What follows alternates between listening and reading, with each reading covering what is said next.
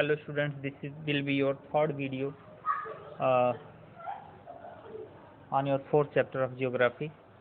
Indus last stage at mouth.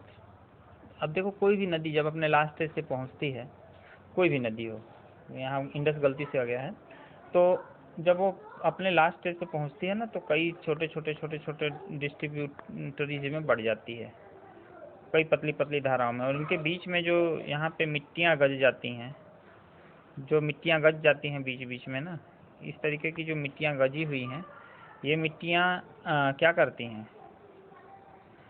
इस तरीके की मिट्टियाँ डेल्टा कहलाती हैं। आमतौर पे ये डेल्टा होते हैं वो ट्रायंगल शेप में होते हैं। क्यों? क्योंकि पानी इधर से आ गया, इधर से निकल गया, इधर से पानी निकल गया, बीच में मिट्टी का टीला, तो ये आमतौर पे जो डेल्टा होता है वो ट्रायंगल शेप में ही होता है। पानी आकर के ऐसे दो भागों में बाइफरकेट हो गया। तो अब नदियों का काम क्या है, हमारे जीवन में नदियों का क्या काम है, इस पे अगर हम बात करें तो sea water perform the erosional and the depositional work through the sea waves. अब नई नदियों का नहीं बल्कि वर्क ऑफ वेव्स, हम वेव्स मीन्स होता है लहरों का काम क्या है। तो सी वाटर जो है perform the erosional and the depositional work through the sea waves, sea waves के थ्रू जो है डिपोजिशनल वर्क होता है। It also aided by the current, tide and storms, इसमें जो है जलधाराएं भी होती हैं, ज्वार भी होता है, तूफान भी होता है। And this also known the marine erosion and deposition, और इसे हम समुद्री इरोजन और डिपोजिशन कहते हैं। यानी कि इरोजन मतलब तल का जमीन का सरफेस का तोड़ना, और डिपोजिशन मतलब उस टूटी हुई रॉक को, स्टोन को, ग्रेवल्स को इकट्ठा करना, जमा करना। It is confined to a narrow belt along the coast and give rise to the coastal landforms. और इससे क्या होता है कि समुद्र के किनारे का जो हिस्सा होता है, जैसे कि मान लो कि ये इस तरीके से समुद्र है, तो समुद्र की लहरें आकर के टकराती हैं, ज्वार भाटा आता है, तो इससे इस ज़मीन पे लैंड है, इस पर बालू चढ़ गया, तो धीरे धीरे ज़मीन को यह काटता जाता है, जिसे हम डिपोजिशन कहते हैं। क्या कहते हैं? डिपोजिशन। ये सी एरिया है और ये लैंड एरिया है।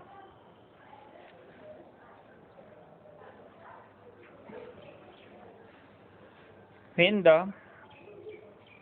headland projected into the sea, attacked by sea waves from both sides is created.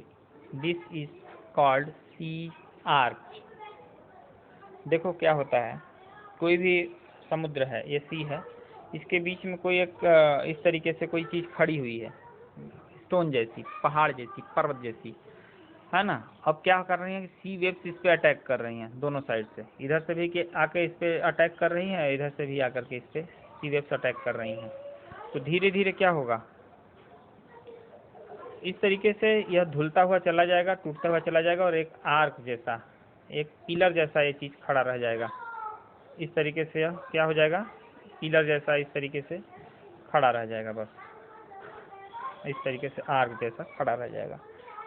और देखो कभी कभी ऐसा होता है, when the roof of the sea rocks further eroded, it collapsed and pillars of rocks are left standing into open water is called. अब देखो क्या होता है, ये सी है,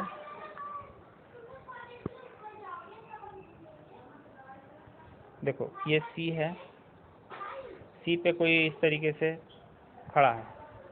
अब यह धीरे धीरे धुलता गया इधर से, और धुलता गया इधर से, धुलता गया, तो ये धीरे धीरे कट के इस तरीके से हो जाएगा। और कैसा दिखेगा, ऐसा दिखेगा।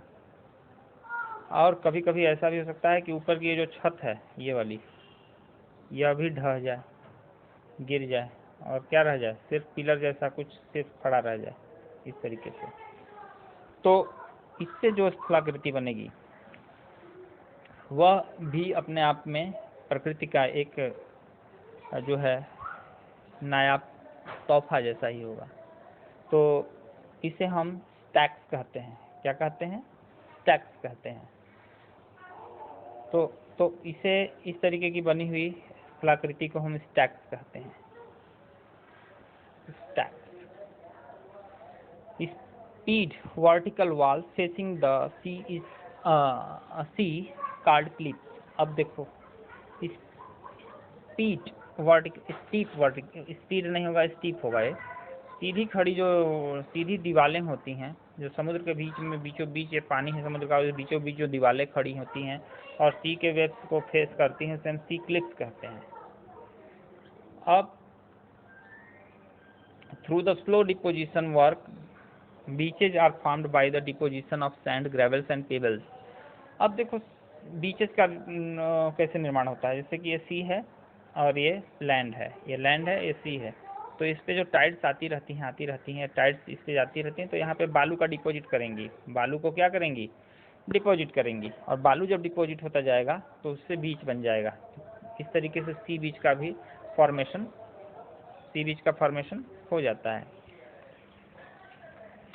When the broken rocks materials are deposited on the sea floor near the coast, sandbars are formed.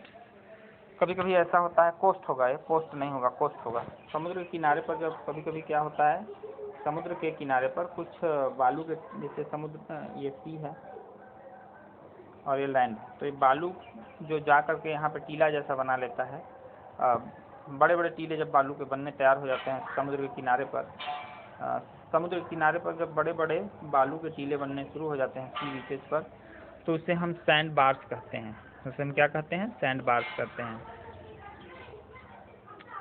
और कभी कभी ऐसा भी हो जाता है कि जैसे कि ये अपना कंट्री है इंडिया, अब इस कंट्री में इस तरीके से सब कुछ हुआ है। अब यहाँ पे क्या हो रहा है, जिस जगह पर मैंने छोड़ रखा है, यहाँ पे समुद्र का पानी जो है अंदर घुसा है यहाँ पे इससे, और यहाँ पे धीरे धीरे करके एक सैंड बार इकट्ठा होता गया। क्यों? क्योंकि समुद्र इसमें पानी जाएगा, समुद्र का पानी जाएगा और धीरे धीरे ये जगह क्या हो गया? बालू से भर गया, एक टीला जैसा बन गया, जिसमें कि ज्वार का पानी तो जाता है, घुस तो जाता है, लेकिन बाहर नहीं निकल पाता। तो इस तरीके से जो बनी हुई जो आकृति है, इसको हम लगून के नाम से जानते हैं। किस नाम से जानते हैं? लगून के नाम से जानते हैं। ठीक है, अब हम मिलते हैं नेक्स्ट वीडियो में।